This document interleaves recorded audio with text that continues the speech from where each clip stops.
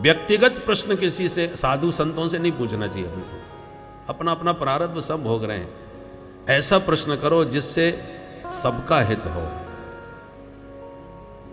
और उससे महात्मा लोग प्रसन्न होते हैं। परीक्षित के प्रश्न से सुखदेव जी खुश हुए और बोले, परीक्षित, ये संसार का मनुष्य दिन और रात बस दो काम कर रहा है, रात में भी दो काम, दिन में भी दो काम। क्या क्या? बोले, निद्रिया ह्रियते नक्तम व्यवायेन च भावया। रात्रि का समय निद्रा में, सोने में, या व्यवाय में, माने विषय सुख में रात्रि बिता देता है, विषय भोग में। और देवाचार्थे हया राजन कुटुंब भरणे न वा। सारा दिन अर्थ उपार्जन में और कुटुंब के भरण पोषण में लगा रहता है, और इसी में सनई सनई उसकी संपूर्ण आयु समाप्त हो जाती है। भाई, यात्रा जितनी लंबी हो उतनी लंबी तैयारी भी करनी पड़ती है। आपको यहां से रायपुर जाना है तो ज़्यादा तैयारी की ज़रूरत नहीं है, परंतु मुंबई जाना है, कोलकाता जाना है तो थोड़ा सूटकेस लगाना पड़ेगा, रिजर्वेशन करवाना पड़ेगा, थोड़ी तैयारी करनी पड़ेगी। और कहीं विदेश जाना है फिर तो महीनों पहले से तैयारी करनी पड़ती है, इतनी जल्दी थोड़ी। परंतु एक यात्रा ऐसी है जिस पे एक ना एक दिन जाना सबको है, और सबसे लंबी वही यात्रा है जीवन की। और उसी यात्रा के विषय में कोई किसी की तैयारी नहीं है, उस यात्रा के प्रति सब निश्चिंत रहते हैं, जबकि सबसे लंबी यात्रा वही है। दूसरी बात, कोई पहली बार विदेश जाए तो थोड़ी सी घबराहट तो होती है, भाई कैसे कहाँ क्या होगा, अनुभव नहीं है कोई। तो जो आए दिन आते जाते रहते हैं उनसे अनुभव ले सकते हैं आप। आप तो जाते आते रहते हो, बताओ भैया किन किन बातों का ध्यान रखना है, बताने वाले आपको बहुत मिल जाएंगे। पर जिस लंबी यात्रा पर एक दिन सबको जाना है, उसका एक्सपीरियंस किसी के पास नहीं है। किसी से नहीं पूछ सकते कि साहब आप तो आते जाते रहते हो, जरा बताओ क्या क्या ध्यान में रखना है, कोई बताने वाला नहीं। और जाना सबका पक्का है, ये भी सब जानते हैं, सबको मालूम है कि जाना है उस यात्रा पर। कब जाना है तारीख का पता नहीं, क्या अनुभव है किसी को पता नहीं, और जाना पक्का है। तो बताइए, उस यात्रा के लिए सबको तैयार होना चाहिए कि नहीं, तैयारी करके रखना चाहिए कि नहीं? पर कोई तैयारी नहीं करता। पश्यन अपि न पश्यति। सुखदेव जी कहते, परीक्षित सब देख रहे हैं कि फलाने चले गए, फलाने चले गए। हमारे बीच के इष्ट मित्र कितने चले गए, कितनों को तो हमने कंधों पर बैठा के स्वयं विदा किया। इतने लोगों को जाते विदा करते हम देख रहे हैं, फिर भी अपनी बारी हमारी भी आएगी, उसके लिए सजग कोई नहीं होता। माने देखते हुए भी देखना नहीं चाहता। पश्यन्नपि न पश्यति। स्थिति ऐसी है जैसे कबूतर बिल्ली को देखता है तो डर के मारे आंख बंद कर लेता है। मुझे बिल्ली नहीं दिख रही, मैं क्यों डरूं? अरे भाई, तुझे बिल्ली नहीं दिख रही, पर बिल्ली को तो तू दिख रहा है भाई। आंख बंद करने से कोई बिल्ली थोड़ी भाग जाएगी, वो तो घात लगाए बैठी है। उसी प्रकार मृत्यु की तरफ से तुम आंख बंद करके बैठ जाओ कि हमें उस पर सोचना ही नहीं है, मत सोचो, और वो तो समय पर झपट्टा मार देगी। समाधान आंख बंद करना थोड़ी होता है। तो करें क्या महाराज, ये बताओ? बोले बस एक काम कर लो, तस्मात् भारत सर्वात्मा भगवान ईश्वरो हरि श्रोतव्य कीर्तितव्यश्च स्मर्तव्य चेच्छता भयम्। देखो, यदि कोई अपराधी बड़े भारी अधिकारी के बगल में जाकर के निर्भीकता से बैठ गया कुर्सी पर बिना डरे, तो उसके दो ही कारण हो सकते हैं। या तो वो अधिकारी को पहचानता नहीं कि कौन महाशय बगल में बैठे हमारे, इसलिए निश्चिंतता से बैठ गया। और पहचानते हुए भी यदि बैठ रहा है, इसका मतलब कोई बहुत बड़े नेताजी का इसके सिर पर हाथ है, किसी बहुत बड़े व्यक्ति का हाथ है, इसलिए वो किसी को कुछ नहीं समझ रहा। उसी प्रकार यदि आप मृत्यु से नहीं डरते तो दो ही कारण हैं, या तो मृत्यु पर तुम विचार ही नहीं करते, मत सोचो उसके बारे में, तो मस्त रहो फिर। परंतु मृत्यु एक दिन आएगी ये जानते हुए भी आप उससे नहीं डर रहे, मृत्यु का सामना करने के लिए तैयार हो, तो इसका मतलब मृत्यु के मालिक का आपके सिर पर हाथ है। मृत्यु के मालिक कौन है? भगवान स्वयं भागवत में कह रहे हैं, मद भयात बाति बातो यम सूर्यस्तपति मद भयात वर्षतीन्द्रो दहत्यग्नि मृत्युश्चरति मद भयात। भगवान कहते हैं मृत्युश्चरति मद भयात, ये मृत्यु भी मेरे भय से चलती है, मेरे इशारे पर नाचती है। चरति शब्द, चर धातु गमन अर्थ में भी है और भक्षण अर्थ में भी, खाने के अर्थ में और चलने के अर्थ में, दोनों अर्थों में चर धातु का प्रयोग होता है। चरति माने गच्छति, चरति माने भक्षति, दोनों। लोग कहते हैं ना जब देखो तब चरता ही रहता है, या बकरी घास चर रही है, तो खाने के अर्थ में भी, और चरावेती चरावेती, चलते रहो चलते रहो। तो मृत्युश्चरति मद भयात का दोनों अर्थ हैं। भगवान कहना चाहते हैं मृत्यु मेरे भय से लोगों को चल रही है, खा रही है, अथवा मेरे भय से ये चलती है, मैं जिधर करता हूं उधर इशारा करता हूं उधर ही चलती है ये। तो दोनों ही अर्थ किए जा सकते। मृत्युश्चरति मद भयात माने मृत्यु यदि डरती है तो मुरलीधर के माधव के द्वारा ही, उन्हीं के भय से डरती है। भगवान जो पंचदेव हैं तो कालातीत पुरुष है, कालातीत परमात्मा ईश्वर जिसको कहते हैं, वो कालम महाकाल कालम कृपालम, कालों के भी महाकाल हैं वो। तो महाकाल का जिनके सिर पर हाथ हो वो काल से फिर क्यों डरेगा भाई? यदि एसपी साहब से आपकी खूब घनिष्ठता है तो आप दरोगा जी से क्यों डरेंगे? बोलो राधे राधे। राधे राधे।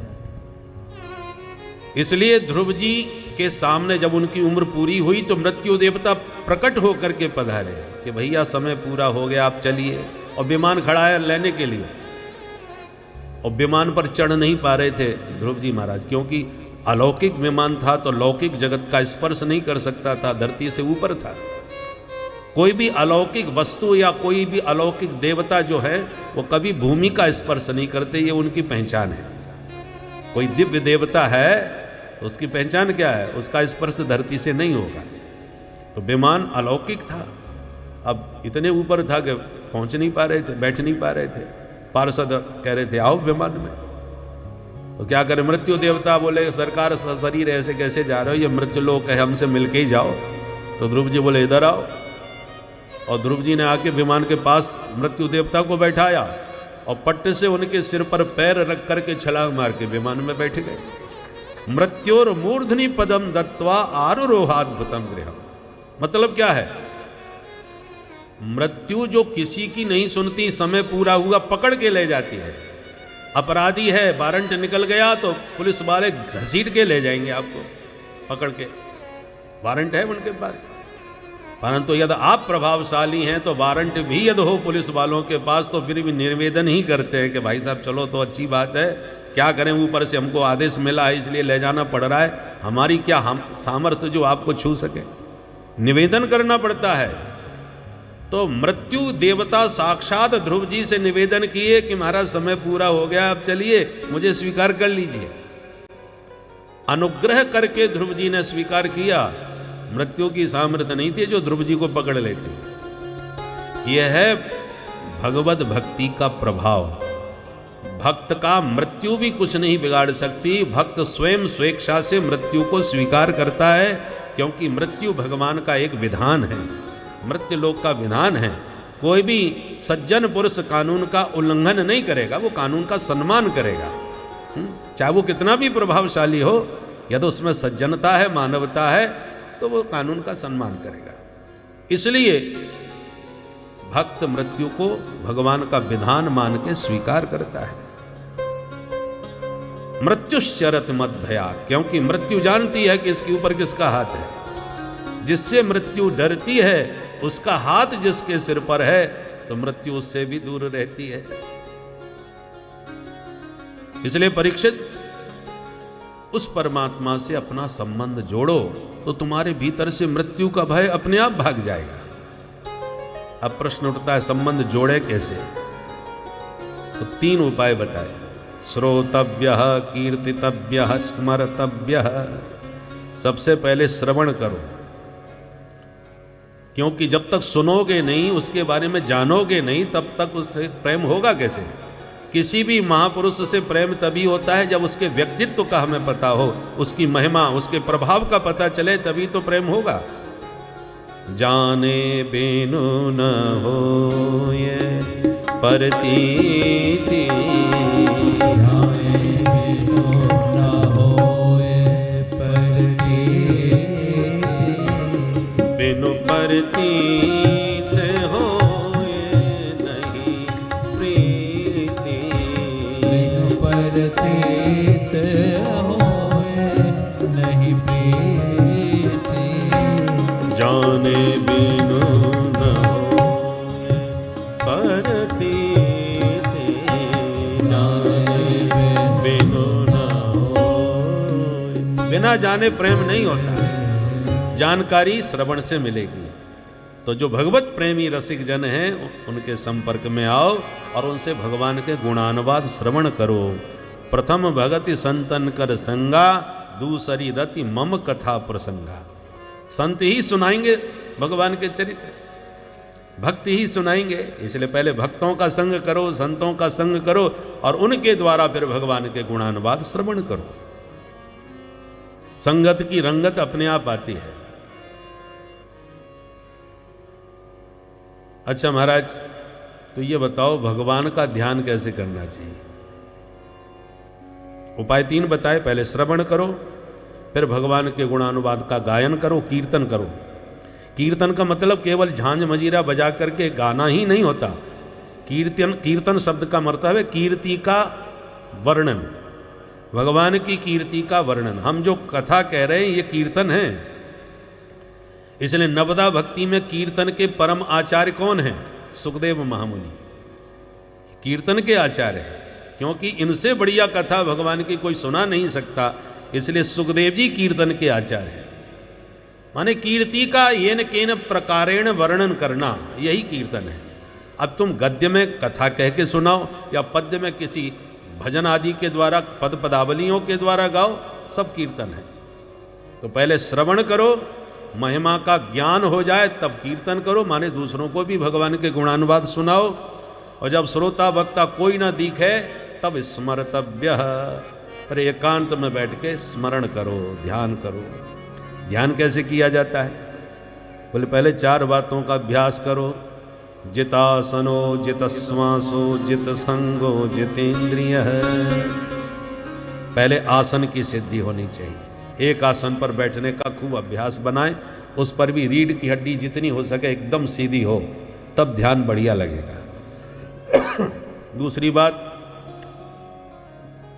जितश्वासः, पूरक कुंभक रेचक विधि से प्राणायाम करके, प्राणायाम के द्वारा श्वास पर संयम करना चाहिए। श्वास के संयम से मन पर भी संयम होता है। तीसरी बात, जित संगः, संसार में असंग रहने का अभ्यास करो।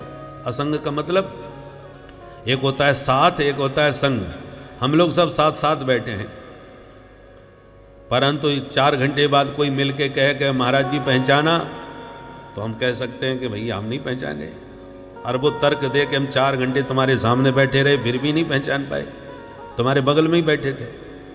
भाई साथ रहना अलग बात है, परंतु पहचाना किसे जाता है? जो चित्त पर बैठ जाता है, जो मन में बैठ जाता है, उसको कहते हैं संग। शरीर के पास में है वो साथ है, और जो मन के पास बैठ गया वो संग है। तो जित संग माने संसार में संग न करो, संसार के साथ रहो, संसार से व्यवहार करो, संग न करो। संसार माने किसी का चिंतन मत करो, किसी को अपने मन में मत बैठाओ। मन में तो मुरलीधर ही होना चाहिए। कर से कर्म करहु विधि नाना, मन राखो जहां कृपा निधाना। मन तो मुरलीधर में ही होना चाहिए, संसार के व्यवहार शरीर से करना चाहिए। काम करते चलो, नाम जपते चलो, हर समय कृष्ण का ध्यान धरते चलो, मुरली वाले को मन से रिझाते चलो, कृष्ण गोविंद गोपाल गाते चलो। ऐसा अभ्यास बनो।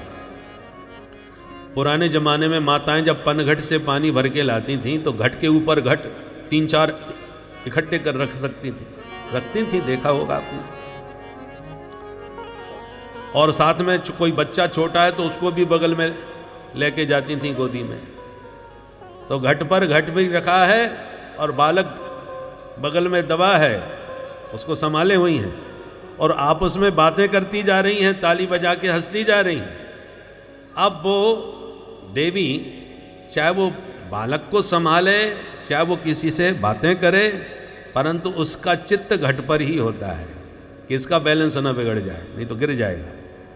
तो जैसे नागर को चित्त गागर में, जैसे उस नागरी माने स्त्री का चित्त अपनी गागरी में माने मटके में रहता है, ऐसे ही आपका व्यवहार जगत में सब होना चाहिए, पर चित्त आपका चित्तचोर के पास होना चाहिए। ऐसा अभ्यास बनाए। संग परमात्मा का, साथ संसार का, संसार के साथ रहते हो। अभ्यास करने से सब कुछ संभव होता है। मन में किसी को मत बैठाओ, आ गया तो वेलकम, चला गया तो भीड़ कम। यदि किसी के आने पर आपको बहुत हर्ष हुआ कि भैया आप खूब आ गए, आपको देखकर मन खुश हो गया, तो जिसके आने पर आपको हर्ष होगा उसके जाने पर उसी मात्रा में कष्ट भी होगा। अच्छा तो आप जा रहे हो, मन दुखी होगा। और जिसके आने का कोई प्रभाव आपके मन पर नहीं पड़ा, उसके जाने का भी कोई प्रभाव नहीं पड़ने वाला। इसको कहते हैं असंगता। असंग भाव से रहो। तीसरी बात, जितासनो, जितश्वासो, जित संगो और फिर जितेंद्रिय। चौथी बात जितेंद्रिय, इंद्रियों पर अपना अनुशासन रखो। 10 इंद्रियां हैं इस शरीर में और मन है 10 का स्वामी। तो आपको संयम के कोड़े मार करके इंद्रिय रूपी घोड़ों की लगाम थाम के रखना है। घोड़े आपके अनुसार चलने चाहिए, रथ के। आप घोड़ों के अनुसार मत चलिए, नहीं तो ये घोड़े न जाने कौन से गड्ढे में तुम्हें गिरा देंगे। देखना इंद्रियों के न घोड़े बढ़े, इनमें हरदम ये संयम के कोड़े पड़े।